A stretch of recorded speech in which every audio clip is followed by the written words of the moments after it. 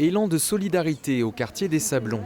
Un collectif de riverains s'inquiète de l'état de santé d'un sans-abri. L'une a contacté plusieurs services de secours, mais cette personne, présente depuis près d'un mois, se trouve toujours à la rue. Là, je me sens impuissante et en même temps, je me dis on ne peut pas laisser cet homme mourir. Donc on en a parlé avec plusieurs locataires et donc du coup, on est plusieurs à s'inquiéter et à se dire il faut faire quelque chose, quoi. Proche d'une école, cette mère de famille se soucie de son attitude. Tous les matins, quand j'emmène mes enfants à l'école, le monsieur est torse nu, amène le sol.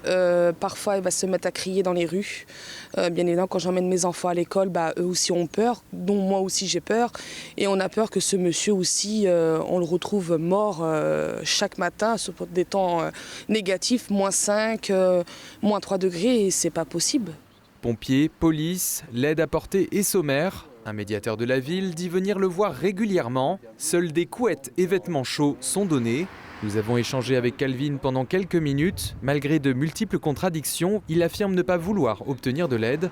Pour le CCAS, cette aide est possible seulement avec le consentement clair de la personne. Rien n'oblige la personne en tant que telle à aller dans le lieu d'accueil pour une nuit, 2 nuits, 3 nuits. Rien. Donc évidemment, les maraudes, elles vont voir les personnes pour les convaincre de « écoutez, il y a une place là, il faut la prendre, vous allez être mieux. » Bon, ce boulot-là est fait, mais vous pouvez tomber sur quelqu'un en disant « non, ça va, c'est bon ». Ces derniers jours, les températures ressenties au Mans oscillent entre -5 et 5 degrés.